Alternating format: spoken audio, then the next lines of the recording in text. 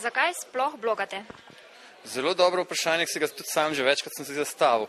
V bistvu zaradi tega, ker mislim, da imam še kaj za povedati, pa da imam še kakšno informacijo za podati komorkoli že pač. Zato, predvsem.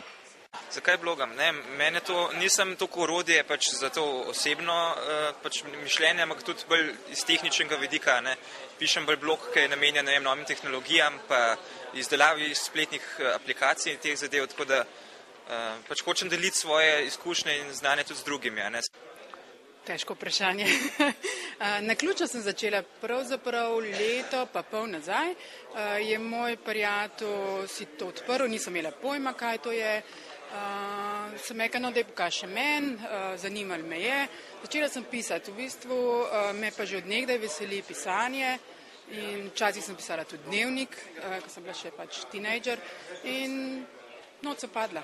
Ja, jaz sem pa na drugi strani bloger, predvsem zaradi tega, ker sem bil nekako potisnjen v to blogovsko družbo in predvsem blog pišem zaradi tega, da objavljam tisto, kar se mi dogaja v življenju, predvsem kar se tiče mojega socialnega življenja in ne to, kot je kolega rekel, kar se tiče nekih vsebin, takih tehničnih oziroma takih, ki me zanimajo, ampak predvsem to, kar se mi dogaja v življenju.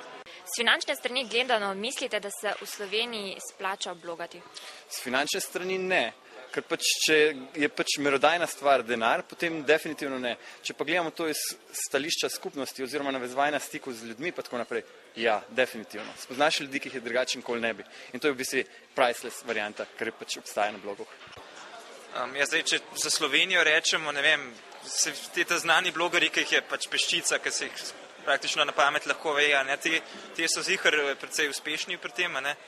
Tudi imajo lahko reklame gor in služijo s tem, zdaj večina, velika večina pa pač se ne more s tem, ne vem, za eno pivo imajo ali pa za dve več pa bolj težko, ne? Ne vem, mogoče v kakšnih drugih državah, v Sloveniji jaz mislim, da ne, meni absolutno ne, da bi rekla, da imam direktno kakšno finančno korist, ampak sem pa prepričana, da je to na dolgi rok kot recimo osebni PR dobra zadeva. Ja, finančno se mislim, da še ne splača, splača se pa predvsem tistim, ki so že v tej blogovski sferi poznani. Ste imeli kdaj zaradi zapisanega na blogu težave? V bistvu ne, ker pač se zavedam nekako, da pač nimam neomejeno svobode na blogu in da pač moram gledati, kje se moja svoboda konča in kje se začne svoboda koga drugega. Težava mi zdaj, po eni strani mogoče moraš malo paziti, kaj objaviš, ne, da nekaj, kar je avtorsko zaščiteno ali pa kitajska, pa druga strani pa seveda, da stopiš komu na žulja, ne? Pravnih ne. Osebno sem pa imela mogoče en tak prijateljski mečken konflikt, ker sem pisala o nekem dogodku, kjer je bila vpletena tudi neka moja prijateljica in to z imenom. Ja, jaz sem se že tudi srečal z dostimi takimi zadevami, kjer so ljudje imeli pomisleke glede na to, če bi bili oni na mojem mestu, da bi to objavili. Predvsem meni se je to dogajalo, če sem objavil kakšno tako zadevo, kjer so bili omenjeni tudi kakšni moji prijatelji, kolegi oziroma s tistimi, ki sem jih slučajno srečal, so imeli potem komentarje oziroma pripombe na to, če bi sploh jaz to objavil oziroma bi jih mogel jaz prej prositi za mnenje. Iščemo tudi avtohtono slovensko blogarsko kletvico. Imate kakšen predlog?